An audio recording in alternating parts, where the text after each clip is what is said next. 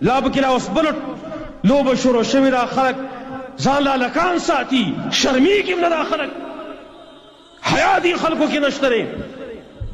بای ځینې ټاکړي دی ورته ټیک ټاک یې کوي، هر سړي ځاله چوکره ساتلی دی او ټیک ټاک یې پکې کوي او خلکو ته ښایي چې د چا چوکره ښایسته دی. کوم ځای کې یانګ واړه دي موټر سایکل موبایل ورسه دي، دا دې پول ته ځان نه رسوي. پول څه نوم دی؟ د دې خلکو له چوکره پول دی، خپل نوي مسکیني کې پول خو ټیک ټاک پول او چوکره پول. لکه صفا خبره ده چې لکه د واړه کچالکان ورته راځي چوکره پول. د لوط علیه السلام د قوم عمل دی خلکو برسر عام شروع کوم، ویډیوګانې د هغې نه کوي او بیا ګیرې کوي و یاره جي مهنګایي راله، اوړه ګران شو، فلان ګران شو، فلان ګران شو، نه به ګرانېږي. تاکې به کوي نتیجه به دا راولي چې پلار به مولي او مور به مولي، بیا خو د هغه نه درنده جوړ شي، دا نه یو خونخوار بیا جوړ شي، هغه بیا نه پلار پېژني او نه مور پېژني. درندگان چې په ځنګل کې اوسېږي که نه نو هغه مور او پلار نه پېژني، بلکې بعضې حیوانات خو لا مور او پلار پکې پېژني خپل، خو ځینې درندګان یې پېژني نه. دا انسان د درنده نه هم بیا بدتر شي چې بیا په خپل مور باندې په خپل پلار باندې بیا لاس اوچتوي. د دې ظالمانو لوړونه څنګه سخت شوي دي، لوړونه خو چې نرمېږي دا په کتاب و سنت باندې نرمېږي.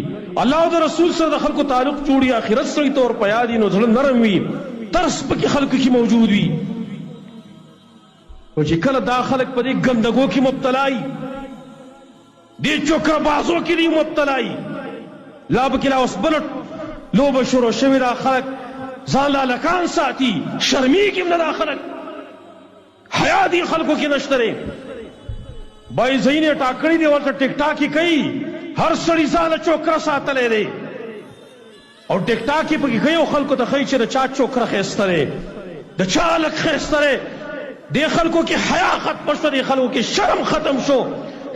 د لوط علیه السلام د قوم عمل دی خلکو برسر عام شروع کوم، ویډیوګانې د هغې نه کوي او بیا ګیرې کوي و یاره جي مهنګایي راله، اوړه ګران شو، فلان ګران شو، فلان ګران شو، نه به ګرانېږي. فلما آسفونا انتقمنا منهم، الله وایي دې خلکو موږ غوسه کړو، موږ ته انتقام واغسته، تا نه به انتقام خامخا اخلي.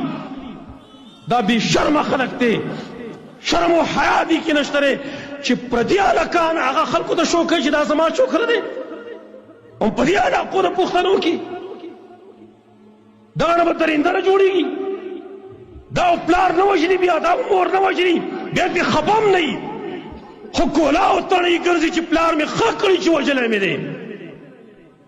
دا بې حیا خلک دی، بې شرمه خلک دی. زمونږ دا معاشره کوم طرف ته روانه ده، کوم طرف ته لاړه؟ دیو دقه ته پرېږده چې بس ټیک ټاک یې کوي، فیسبوک یې کوي، نو هغه نه صحیح دی، څه کار ده چې سجده لګوي.